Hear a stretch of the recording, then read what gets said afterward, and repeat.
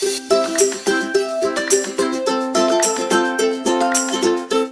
అండి. Non veg lovers కోసం ఒక స్పెషల్ డిష్తో వచ్చేసా. అదేంటో కాదండి, కీమా కర్రీ.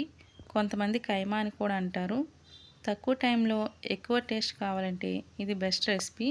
మరి ఇంకెందుకు ఆలస్యం, స్టార్ట్ చేద్దామా?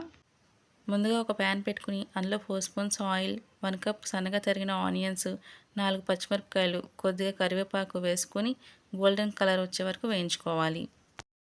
ఆనియన్స్ వేగిన తర్వాత 2 స్పూన్స్ అల్లం వెల్లుల్లి పేస్ట్ వేసుకుని పచ్చివాసన పోయే వరకు వేయించుకోవాలి. తర్వాత ముందుగా శుభ్రం చేసుకున్న కీమాను కూడా వేసి కీమా యొక్క రంగు చేంజ్ అయ్యే వరకు మూత పెట్టి 5 నిమిషాల పాటు ఉడికించుకోవాలి. చూసారు కదా కీమా కలర్ ఎలా చేంజ్ అయిందో. ఇప్పుడు ఇందులో 1/2 స్పూన్ పసుపు, 2 స్పూన్స్ కారం, 2 స్పూన్స్ సాల్ట్, 1 స్పూన్ ధనియాల పౌడర్, 1 స్పూన్ జీరా పౌడర్, 1 స్పూన్ మీట్ మసాలా వేసుకుని బాగా కలుపుకోవాలి. ఇప్పుడు ఇందులో 1 కప్ వాటర్ వేసుకొని మూత పెట్టి 10 నిమిషాల పాటు కుక్ చేసుకోవాలి. ఆయిల్ ఇలా పైకి తేలిన తర్వాత చివరిగా కొత్తిమీర వేసుకొని స్టవ్ ఆఫ్ చేసుకోవాలి.